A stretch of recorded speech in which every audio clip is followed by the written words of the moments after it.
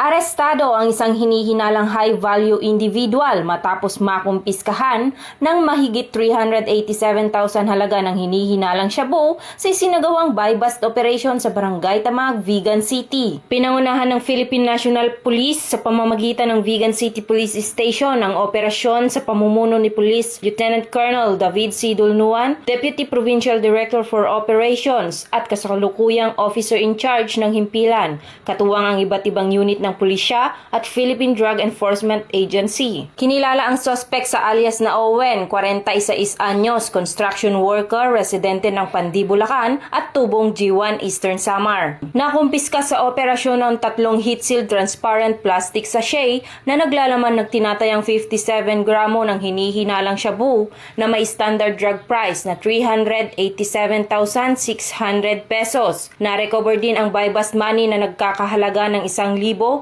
3 piraso ng budol money at isang backpack. Nahaharap ngayon ang suspect sa kasong paglabag sa Republic Act 9165. Ayon kay Police Colonel Agosto M. Asuncion, Provincial Director ng Ilocos Sur Police Provincial Office, nagpapatuloy ang mas pinaigting na kampanya ng kapulisan laban sa illegal na droga upang mahuli ang mga high-value individuals at mabuwag ang mga sindikatong sangkot sa illegal na kalakalan sa lalawigan. Nananawagan naman ang kapulisan sa publiko na patuloy na makiisa sa kampanya kontra illegal na droga sa pamamagitan ng pagbibigay ng tamang impormasyon sa mga autoridad. Mula dito sa Ilocos Region, ako ang inyong PNN Correspondent, Patrolwoman Nikki Lyra Barbero, alagad ng batas, tagataguyod ng balitang pulis.